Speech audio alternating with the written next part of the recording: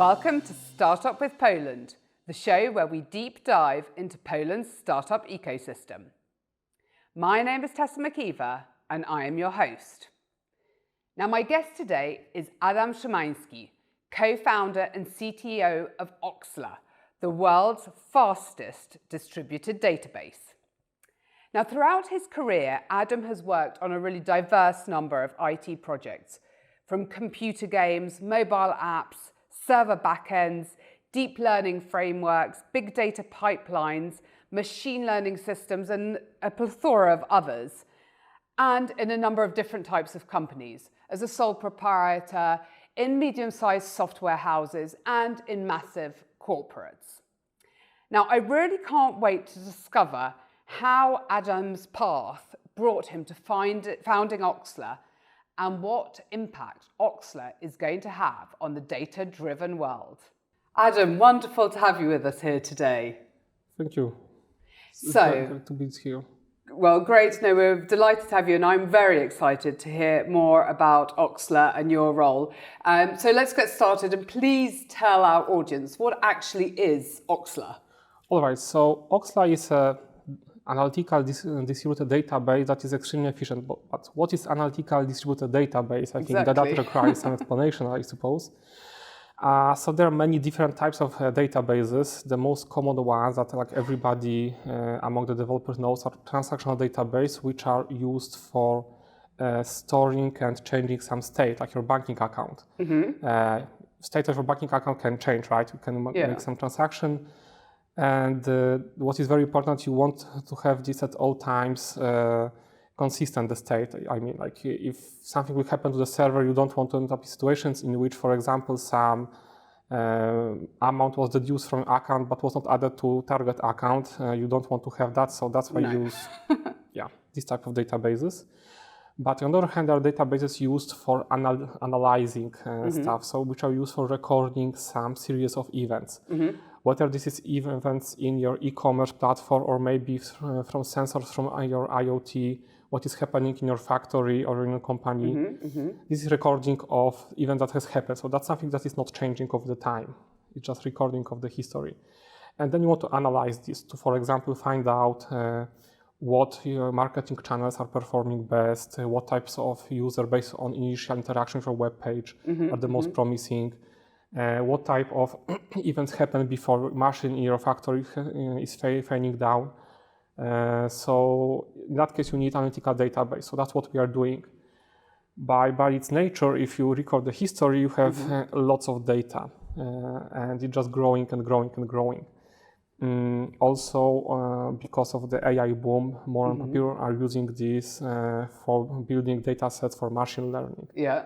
So there's a lot of heavy processing happening on this historical data to deduce how future might look like. For example, we have a new customer going to our web page, and we want to know whether it is profitable for us to target him by our remarketing ad campaign. Mm-hmm. So we use for stuff like that machine learning models, but first we need to feed the machine learning model with the historical data. And for that, you need analytical database. So that analytical databases, they are very efficient when it comes to processing data that is not changing after the time. And what means that it is distributed, it means that the data can be processed on several servers instead of just one server. Most of the transactional databases are just working on a single server, but what we can do is that we can compute the queries on the data using many servers. Why is it important? If you have, let's say, 1 terabyte of data, that's not that much. It can fit into one computer, actually. A typical laptop can fit that, no problem. But then if you want to process this data, then processing what typical laptop can process within 1 second using typical database, like several hundreds of megabytes per second. So if you want to process 1 terabyte of data, then processing that would take tens of minutes. Lots of time if you want to work that with more or less interactive way. And if you have more than 1 petabyte of data, then you just need, you will not able to wait for several days to get a result for the simple query. So then you need a database that can run the workload over several nodes. So that's what Oxla is doing. And what is different when it comes to Oxla and other distributed analytical databases is that it's several times more efficient than existing solutions. So you need like several times less servers to do the same job. Okay. What is also important, it's a completely new generation of a database, which means that you can do much more with that than using those existing specialized solutions. Because if you want to do some complex analytics, like what data scientists are doing, you can use solutions like BigQuery or Snowflake or one of those other offline large solutions, which are amazing when it comes to scaling with complex analytics, but they are not very responsive. Okay. So even simplest queries require like 1 second to return some result, which is nice if you are a person that wants to poke around the data. But if you want to serve some traffic, you want to build some interactive dashboard, your dashboard wouldn't be that much interactive if each query would require 1 second. Usually building the single dashboard requires several queries. And then you use more specialized solutions that are very efficient, have a very low response latency. But on the other hand, they cannot perform very complex analytics. Okay. So if you want to build interactive dashboards, you use like real-time databases. If you want to do some complex analytics by your data scientists, you use offline analytical databases. Oxla can do both, and right now we're working on making it possible to do even more than that on our database, like time series, logs in the future, vector workload, like things that usually being used by data scientists evaluating models. So that's why we think it's a next generation database. Much better performance in much wider use case. Well, it sounds absolutely fantastic. It's all this, information is swarming through my brain, but it sounds like something that's absolutely incredibly competitive, I can imagine. Yeah, yes, definitely. But to achieve that, we had to develop a lot of very innovative technologies. So we were working from the very beginning. Like usually if you start a new database, you don't do that. You use existing query engine, maybe existing planner, maybe you are using existing catalog for storing the schema of a database. Usually don't build this from the scratch, but that's what we have done. So it took us some time to create MVP, but after that, right now, it's adding more features is pretty straightforward, but creating the tech itself was demanding here, definitely. But Adam, how did you come up with this idea? What was the process by which you said, okay, well, this is something I'm going to create from scratch? Yeah. So it was actually due to serendipity and a bit of my curiosity. And as always, with every new product, out of frustration. So I was working in Google for several years, working on big data, machine learning, distributed computing. And I was just, a software engineer there. It was amazing time. And I was working with very large data sets. So while I had not to worry about the budget or anything like that, still, sometimes my team were running out of the resources, and up to the end of the month, we had a very low performance due to that. But it was not my main concept. But then I came back to Poland. I was a manager, CTO in several companies working with a large amount of data. And it was a recurring theme that the spendings on the data infrastructure was very high. Usually, like half of the money was going to the team and half of the money was going for the servers in data teams. And I was wondering why this is so expensive. I started digging that, and it turned out that those solutions at that time could process running on a server like tens of megabytes per second. But in the past, I was a game developer, and I knew that a laptop running a game can process like 1 gigabyte of data. Laptops are less powerful, definitely, than the servers and data centers. So I started wondering, why is it happening? It doesn't look right. So I started as a hobby, taking a look in the code of open source projects, started reading papers on closed source projects, analyzing why they are so slow. Because I knew from the game dev that it can be done much faster. So that was my hobby project. That's something I was doing in my free time. And after several years, I had the idea of the database that should be much more efficient than existing solutions, based on my experience on the game development, on how to build rendering pipelines or physical simulations in game engines. and based my experience from distributed computing on how to connect many servers to do this kind of stuff efficiently. So that's how this started, basically.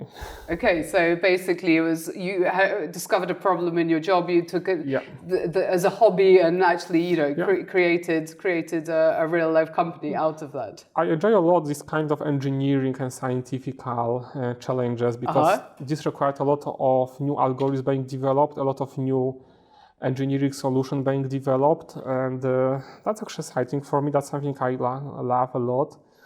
And of course, later on, building the whole organization around that, building an organization that can work with these type of challenges is also a very interesting problem because I've worked so many years on a code that I have some fluency in that, but still I have like 15 years of experience in IT, maybe more, don't remember exactly.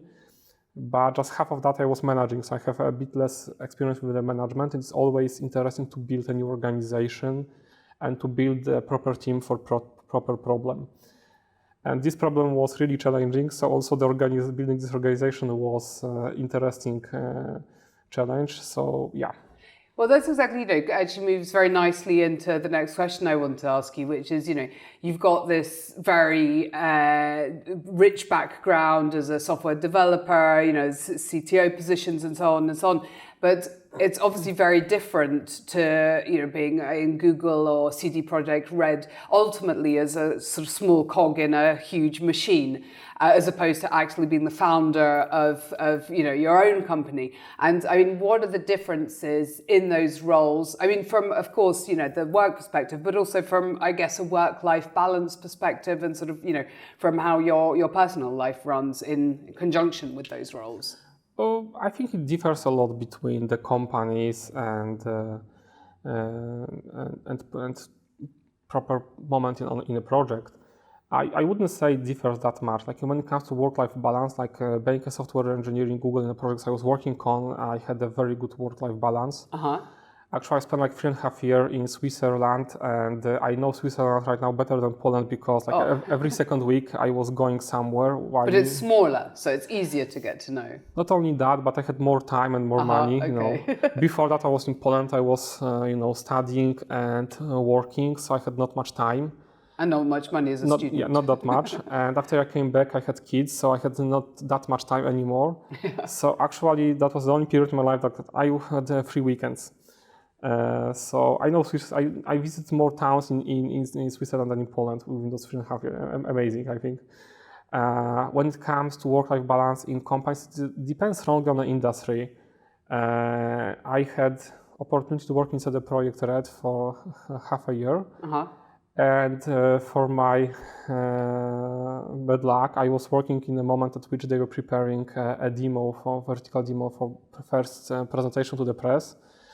So it was a very stressful time. I worked in the game industry before many other companies, but usually there were smaller projects and it was looking differently. So it depends on the time. It's the same with Oxla. So there are times where I have pretty regular working hours, and there are times that are crazy. I don't have time to sleep. I don't have time for anything besides work and some basic home duties. But it varies a lot within the time. Right now we are trying to scale sales, to promote Oxla, to build brand awareness, and that's something new for me. New for organizations, so that means that I have to pay a lot of attention to that, so I'm very busy. But before that, I had like half a year where it was pretty calm, but before that, I had half a year when we were fundraising, we were trying to... So it's more sort of up and down I suppose than the sort of, regular job. Yeah, but it's the same with every company, I think. Of course. There are peaks and troughs, but I'm very interested, that ultimately with, your background as a software engineer, that's obviously a very technical, job. So I presume that previously, before Oxla, you were really focusing on your technical skills. Whereas I presume now, as a co-founder of Oxla, you need a lot more. I mean, you've already mentioned, sort of the sales and so on. But, generally sort of more soft skills, and how have you managed to sort of transition into? Not exactly. It's not that different due to my background, because I started career as a freelancer. So I was working for like 5 or 6 years as a freelancer. Okay. At the beginning of my career, and then you have customers. Yes, you need to also sell yourself. Yes, exactly. So you need to get a contract. So I was regularly had to meet new people, negotiate the terms and so on. So, and with the freelancing, you do that like every 2, 3, or 4 months. So I had to do that all the time. I didn't have the necessity to manage someone, but then you had to get on board to the new people, new team, learn who is who, which is exactly, not exactly the, hard skills, but definitely soft skills. Yeah. Then I have started my first company when I was 24.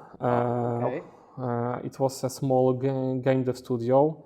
I had nobody being hired permanently, but I had several contractors working, on a game design, sound, music, graphics. And that meant that I had to manage people all the time, and many different people. Okay, so you have been picking up these skills along the way in various roles. So, there was a short period I was not doing that when I was into the project, or when I was in Google. I was, of course, a software engineer, so I was not doing that, but still working in large organizations. I was before that also working for a bit in transition technologies as a contractor, as a freelancer. Navigating through the large organizations also requires lots of soft skills. You want to get things done, right? Yeah. That's true. So, maybe if you have, individual contributor position in like mid-sized organization, I don't know, tens of people, maybe you can just focus on the technical part and do the stuff, right? But if your organization has hundreds of employees, thousands of employees, tens of thousands, you have to navigate through that. Yeah. That's true. So you are picking up those people skills and soft skills through different. Yeah, and later on when I started working as a CTO manager in some startups, I had to also tackle a bit topics like sales, right? Because of course maybe it was not my main responsibility, but then sales people were coming to me and, hey, we need those features for a product. Here is a customer, they are technical, you are technical, talk with them. Those sales are also technicals. Yeah. So the initial contact is initiated by classical sales people, but then you have to continue that. To build actual process. With the startups, you don't have already, sales people that are fully trained in that. You have to learn this along the way. Yeah, no, for sure. But things are going fantastically with Oxler, you're starting that sales process and building more and more. But do you have moments where you think, you mentioned that you were fundraising, and there are, even though it's not maybe the whole time, so it has been, there are peaks and troughs. Do you not sometimes go, I might jack this all in and actually just go back to, Google or some other, big company where ultimately I presume there's less pressure on a daily basis? I don't enjoy that much lack of pressure, because I like to feel that what I'm doing is needed, and if you don't have this feeling, if nobody's asking about that, if you don't see the reactions of the people using this in the end. So what I enjoy a lot is working like in mid-sized teams, like tens of people working on a single project, because still you have the impact on the end result. Yeah. But still it's not all on you. But yet in Oxla, of course, there are some moments in which I feel tired. I just feel tired, and I think that everybody feels that, not only in work but also in every aspect of our life, whether this is at the education level or in the family life. Sometimes just have enough, right? Yes, that's true. But it's important in those bad moments to remember about those good moments, why we are doing that okay, it's just temporary, it's happening right now, but it will pass. Just, get this thing done, get over that, and just move to the next stage. More satisfying part. But yeah, I think it's a natural part of every single thing we are doing in our life. So yeah, it's natural. No, you're quite right. I mean, moving away, specifically from Oxler, how do you view the Polish IT sector, the IT sector in Poland? Do you think there is a competitive edge? What's your sort of view on the Polish state of things when it comes to IT? Oh, actually, it's interesting. One of my employees, it was his first job, and when he was applying, I was asking like, "But why are you applying to Poland? It's not that When people think about the top technologies, they think about US, maybe more about UK, maybe Germany, France, maybe."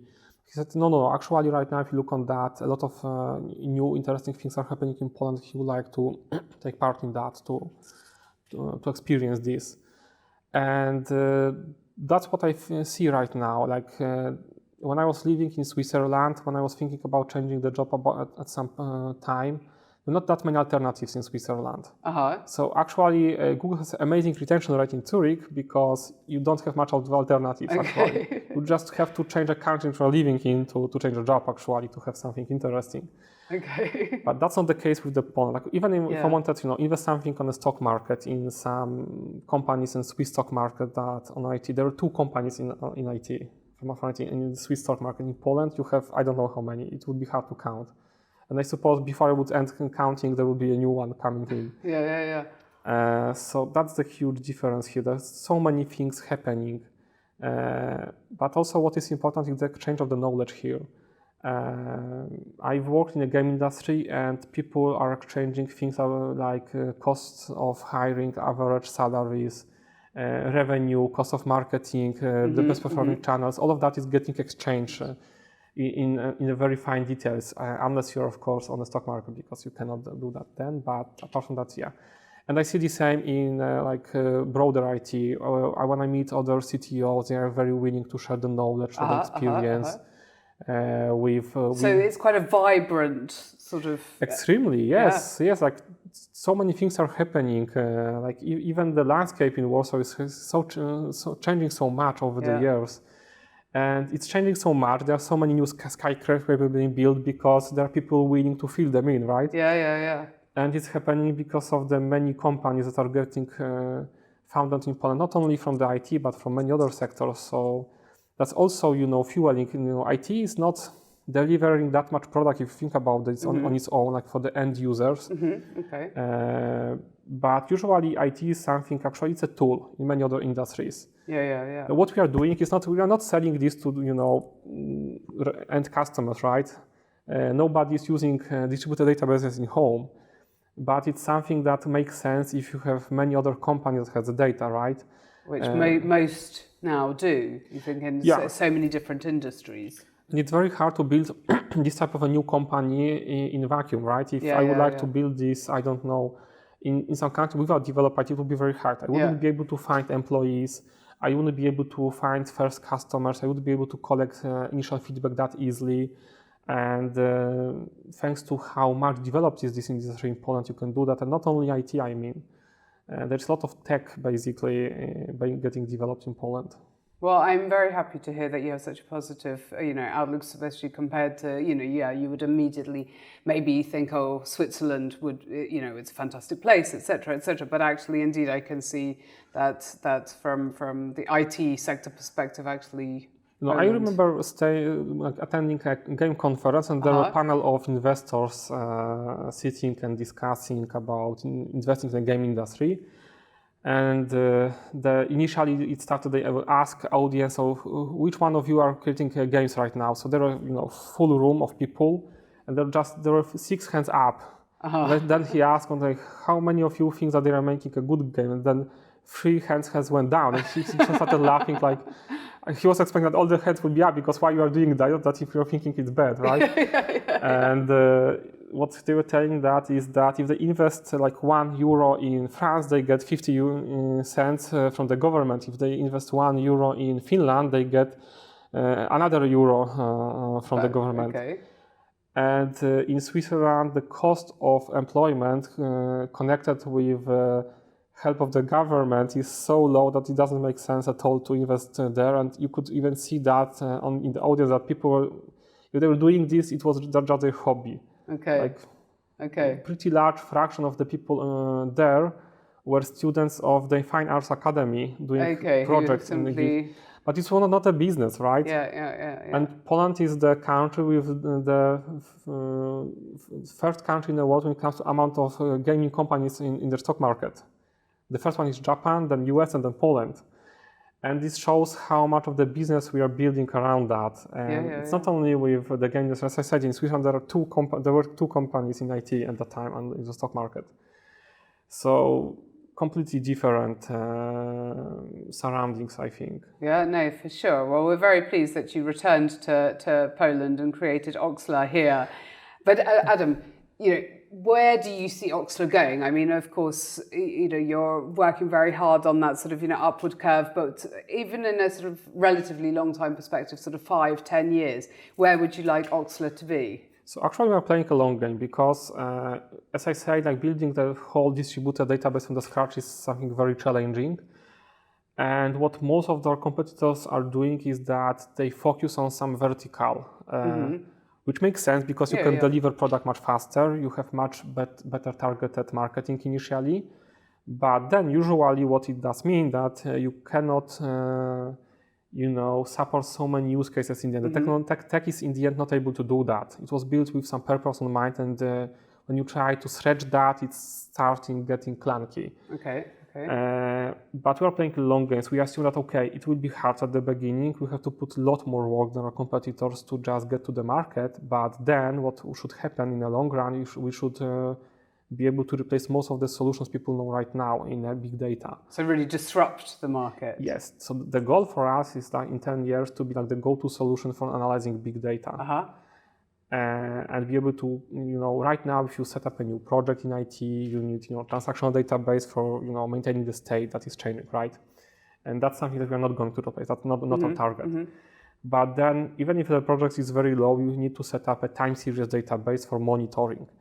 Then you need to set up a log database, for logs. And then probably some analytical databases when it comes to more structural data, like, offline and real-time analytics I have mentioned. So that's a lot of hassle for the developer, lots of complexity when you need to develop that, to add a new feature, then, having the data consistent in those so many different data sources is pretty hard. But if you have one database that can do that, all of that, then it's much easier for everybody to work.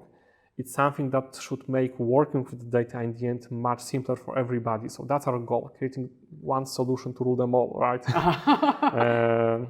So that's our ambition.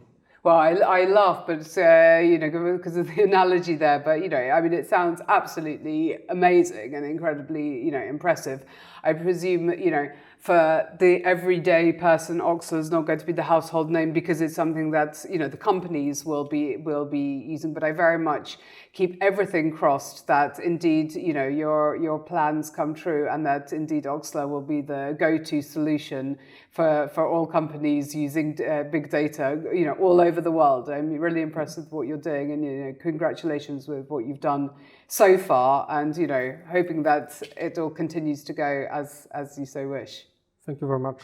And thank you for coming today. And thank you to our guests, and see us next time on Startup with Poland.